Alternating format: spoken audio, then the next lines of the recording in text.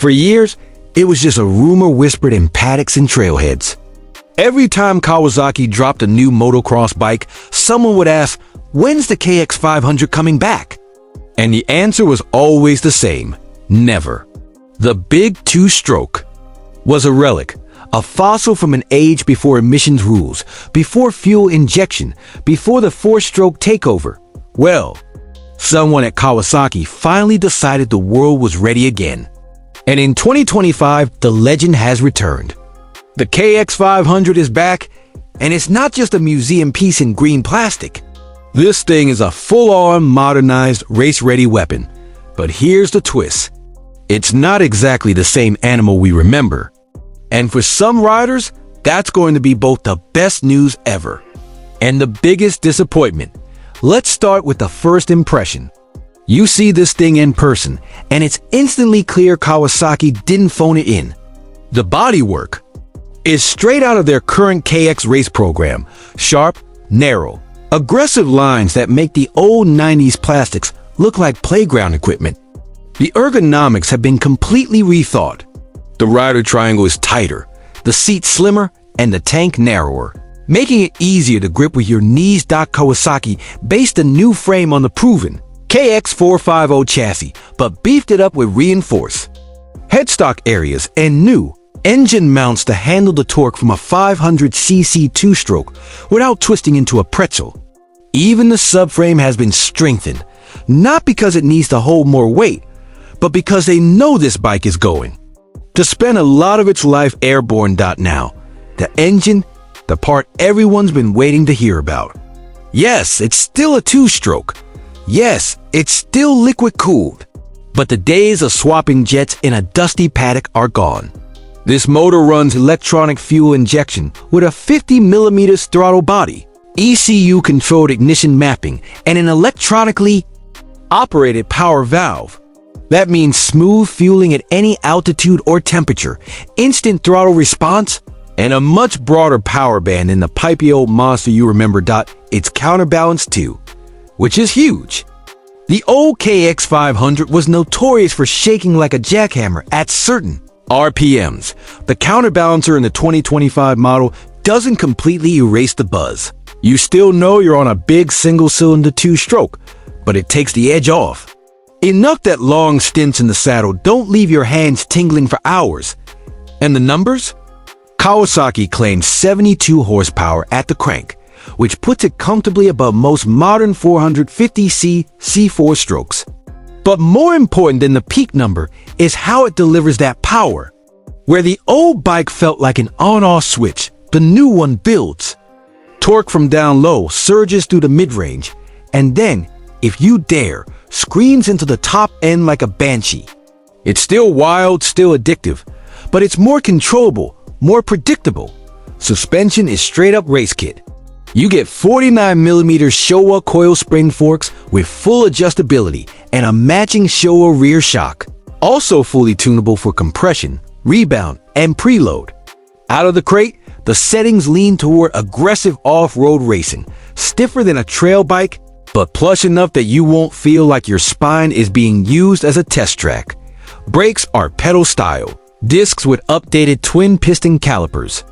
Up front, and Kawasaki finally gave the rear brake better feel, something the old models never really nailed. The stopping power is excellent, and given the speeds this bike can hit between corners, you'll be thankful for it. The wet weight?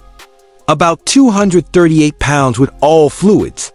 That's lighter than most big four-strokes, and you feel that the moment you tip it into a berm or lift it over a log. The combination of low weight and brutal power makes it feel almost supernatural in acceleration. So, what's it like to ride? Imagine the thrill of a modern 450, but turned up to 11. The bike pulls hard from almost any gear, the front wheel, skimming the ground with barely a thought from your throttle hand. On a motocross track, it rewards a rider who's smooth and committed. If you're lazy, it'll punish you. If you're sharp, it feels like there's nothing on earth that can catch you down a straight. Out in the open desert, it's pure freedom. You've got that unending surge of torque that can pull you up dunes, through deep sand and across flat-out straights without breaking a sweat. The stability at high speed is exceptional, thanks to the longer swing arm and refined geometry. But make no mistake, this is still a big two-stroke. Twist the throttle too hard in the wrong place, and it'll light up the rear tire and send you sideways. It rewards skill, and if you're not ready for it, it'll remind you, sometimes painfully, that 72 horsepower in a dirt bike isn't a joke. Now let's talk about the downsides. First, the price. The 2025 KX500 starts at around $12,500, which is significantly more than a KX450 and puts it into a category where some riders will think twice. You're paying for nostalgia, rarity, and raw performance, and Kawasaki knows it. Second, fuel economy. Look, it's a 500cc two-stroke. Even with fuel injection, it's thirsty. If you're racing short motos, no problem. If you're out in the backcountry, you're going to want to carry extra fuel. Third, the nature of the beast. This is not a beginner bike, and it's not a casual trail bike. The new tech makes it more rideable, yes, but you're still dealing with massive power in a lightweight chassis. If you just want to cruise around on Sundays, a 250 or 300cc two-stroke will give you more smiles with less exhaustion. And then there's the purist debate. Some diehard fans will tell you the fuel injection, smoother delivery, and reduced vibration have tamed the KX500 too much. That part of the magic of the old bike was that it was a wild, unpredictable monster. Personally, I think Kawasaki made the right call. The new bike is still terrifying when you want it to be, but it's also something you can actually ride for more than 15 minutes without feeling like you survived a bar fight. But here's the thing: in 2025, this bike shouldn't exist. The world's moving toward electrics, smaller displacements, cleaner engines, and safer speeds. Yet here comes Kawasaki, dropping a full-bore 500cc two-stroke back into the mix like it's 1998. Again. And I love that because the KX500 isn't just a motorcycle. It's a statement. A reminder that motorcycles are about passion, about thrills, about making your heart race and your palms sweat. It's a machine that says, we don't care. If it's practical, we build it because it's awesome. So here we are. The king of big bore dirt bikes is back. It's faster, sharper, more refined, and yes, more expensive.